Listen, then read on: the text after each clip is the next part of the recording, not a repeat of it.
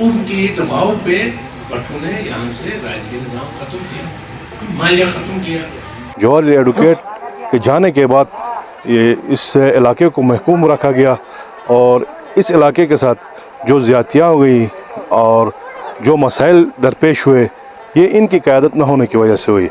जितनी भी इस्लाहात गिलगित बल्तिस्तान में हुए हैं वो जौहर साहब के मिन्नत हैं। 1971 में आवाम ने जौहर साहब की निगरानी में यहाँ एक बहुत बड़ा इनकलाबी इक़दाम उठाया जिसमें जेल तोड़ी गई। उससे रियासत जो है, अफसरशाही जो है, ये जो कॉलोनियल जो हुक्मरान जो है वो खौफजदा थे। इसी वजह से उन्होंने क्या क्या उसके साथ खिलाफ साजिशें नहीं की, क्या क्या हथकड़े उसके खिलाफ नहीं आजमाए गए, क्या क्या उसको अफर नहीं लाजिश नहीं दिया गया, लेकिन वो किसी के उसमें नहीं आए थे। जौहरी खान एडवोकेट साहब गिलगित बल्तिस्तान के वाहिद लीडर थे, वाहिद क़यादत थी जो यहाँ के आवाम की बात करते थे, यहाँ के हुकूक़ की बात करते थे। आज हम इनकी बहुत ज़्यादा कमी महसूस कर रहे हैं और हम दुआ भी करते हैं कि अल्लाह ताला इनको करवट करवट जन्नत नसीब करें। इनकी कमी बहुत देर तक रहेगी और हमारी आज यहाँ इनके आस्थाने पे आके ये इज़हार अक़ीदत के साथ साथ हम ये कोशिश भी करेंगे कि इनके मिशन को आगे बढ़ाने के लिए अपनी जहद जारी रखें और इंशाअल्लाह ये जब तक इस इलाके का कोई देरपा और कोई आइनी सलूशन की तरफ जाएगा हम उसका भरपूर हिमायत करेंगे। कायदे अवाम कायदे गिलगित जौहर अली खान जो गिलगित बल्तिस्तान में एक मज़ामत के अलमबरदार के तौर पर मकबूजा कश्मीर से यहाँ आकर आबाद हो गए थे। यहाँ के अवाम जिस तरह रियासत पूरी ग़ुलामी में जकड़ी हुई है, 1947 के बाद मुख्तलिफ़ हिस्सों में तकसीम किया गया था, इसको इस तकसीम के खात्मे और रियासती अवाम के हुकूक़ के लिए इसने जो जद्दोजहद की वो नाकाबिल फ़रामोश है। आज भी गिलगित बल्तिस्तान में के अवाम समझते हैं कि जौहर जैसा लीडर ही गिलगित बल्तिस्तान के अवाम के मसाइल को हल कर सकता है। बाकी जो लीडर हैं वो वक्ती लीडर हैं, सिर्फ इलेक्शन के लिए आते हैं। जौहर साहब ने अपनी ज़िंदगी में गिलगित बल्तिस्तान, न सिर्फ गिलगित बल्तिस्तान बल्कि रियासती यकजहती और रियासती अवाम की बालादस्ती और रियासती अवाम के हुकूक़ के लिए जद्दोजहद की। 1947 के बाद यहाँ ग़ुलामी का जो दौर चल रहा था, कोई ग़ुलामी के ख़िलाफ़ आवाज़ नहीं उठा सकता था, उस दौरान इन्होंने आवाज़ उठाया। जौहर साहब की जो तहरीक है वो रियासत के अवाम के हुकूक़ की तहरीक थी। गैर रियासती एक लंट ऑफिसर जो पाकिस्तान से यहाँ आ गया था, उसने यहाँ किसी खातून के साथ कि उसकी बेटी को वो कम नंबरों के थे जो पास न किया गया, तो उसके सिलसिले में खातून के साथ एक खातून टीचर के साथ बदतमीज़ी की, जिसकी वजह से गिलगित बल्तिस्तान में इनकलाब आ गया और गिलगित बल्तिस्तान में जौहर साहब के लिए जेल तोड़ी गई। आज भी अवाम इनकी याद की बरसी मना रहे हैं। उस वक़्त जिन लोगों ने इसकी मुखालिफत की वो आज दुनिया से गए हैं मगर उनका नाम लेवा कोई मौजूद नहीं है। ये इसकी हक़ और सदाकत की पहचान है कि आज भी लोग ये अवाम के दिलों में बसते हैं।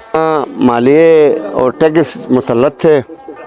जौहर साहब ने पहले कदम के तौर पर उस वक्त ग़ुलामी की इंतहाई थी, चपरासी आ गया तो गाँव के नंबरदार जाके इस्तकबाल करता था और लोग उठ के इस्तकबाल करते थे। सख्त टाइट ग़ुलामी थी। ऐसे में जौहर साहब ने आके जो मालिये थे अंडों के और मुर्गी का, भूसे का, रिश्के का, वो सारे उस वक्त उसने मुज़ाहिमत करके माफ़ कराए।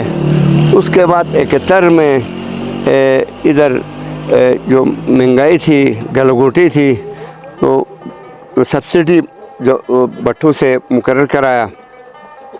बहुत सी चीज़ों का जो हमारा हक़ था लेकिन नहीं देते थे, उसने उनसे इस्लाहात करा के वो किया। और इस इलाके में सिर्फ 2-3 महकमे थे तो महकमे बढ़वाए।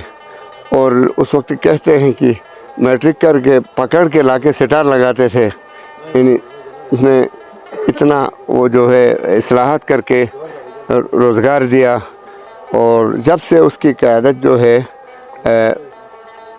अवॉइड किया हुकूमत ने साजिशों के ज़रिए, तो तब से इधर गिलगित में फसादात कराए गए। फिर जौहर साहब के फ़िक्र व फ़लसफ़े के तहत फिर कौम को जोड़ा गया।